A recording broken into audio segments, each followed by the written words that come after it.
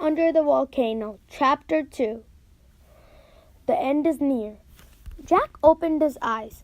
He pushed his glasses into place. Morgan was gone, and so were Jack's jeans, t-shirt, sneakers, and backpack. Instead, he had on a white tunic with a belt, sandals that laced up, and a leather bag. He looked at Annie. She was dressed the same way. Morgan had made them look just like kids in ancient Roman town. I guess this is what Morgan meant, said Jack, when she said she'd help us blend in. I feel like Cinderella, said Annie. I like these clothes. Yeah, said Jack, although he felt a little as if he was wearing a dress. Annie looked at the window. It's pretty here, she said. Jack looked with her. They landed in a grove of trees.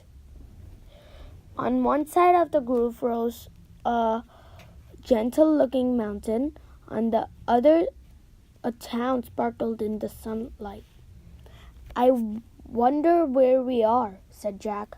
He opened the book about Roman times. He read aloud. Almost 2,000 years ago, on August 24th, AD 79, the seaside town of Pompeii, was a typical Roman town.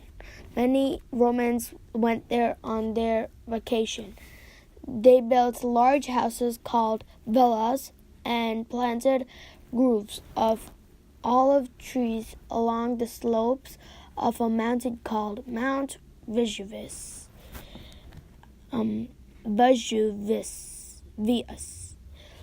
Annie kept looking out the window as Jack pulled out his notebook and pencil. He wrote, Vacation in Pompeii, August 24th, 8.79. Houses were called villas. Jack looked out the window again. It does look like a nice place to go on a vacation, he said. We must have landed in one of the olive groves, said Annie. Yeah, and the town must be Pompeii, said Jack. He looked at the opposite direction, and that the mountains must be Mount Vesuvius. Annie shivered. That name sounds scary, she said. Really? Said Jack. Not to me. He looked down at his notes. Hey, did you feel that? Said Annie. What? Jack looked up. The ground shook. I heard it rumble. Too, said Annie. Jack frowned. I think you were just dreaming again, he said. No, I wasn't, said Annie. Something feels wrong about this place. I really think we should go home now. Are you nuts? Said Jack. We have to find the lost story for Morgan. Besides, I've always wanted to see a Roman town. He threw his notebook and the Roman book into his leather bag. Then he went down the rope ladder. Come on, he called when he stepped onto the ground, and he just stared down at him. Don't be chicken, he said. He pushed his glasses into place. Come on, it'll be fun. And he still didn't move. What's wrong with her? Jack wondered. Usually I'm the worried one. Come on, he pleaded. We can't let Morgan down. Annie let out a big sigh. Okay, we'd better find that story fast, she said. Finally, she climbed down the rope ladder. The sun was bright and hot as they took off between the olive trees with Mount Vesuvius at their backs.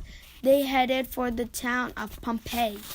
That's weird, said Annie. I don't hear any birds. She was right. The grove was strangely silent. Don't worry about it, said Jack. Maybe they're all at the beach. Come on, let's go over that bridge. He led the way to a small wooden bridge that crossed a narrow stream.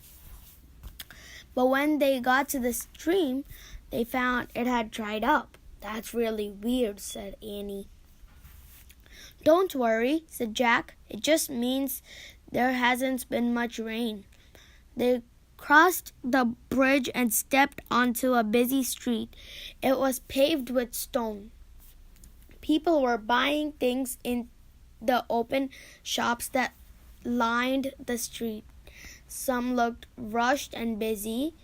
Others moved slowly. Kids walked with their parents. Groups of teenagers talked and laughed. They don't seem very from people shopping in Frog Creek, Jack thought. Except for the clothes, of course. How will we ever find the ancient lost library, said Annie, glancing around. I don't know, said Jack. Just be on the lookout. They walked past shops that had huge jars in them. When Jack looked closely, he saw that they were filled with the grain-dried fruit and olives. Meat hung from the ceilings of some of the stores.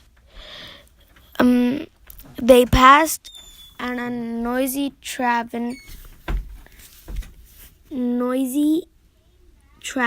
tavern where people were eating and drinking.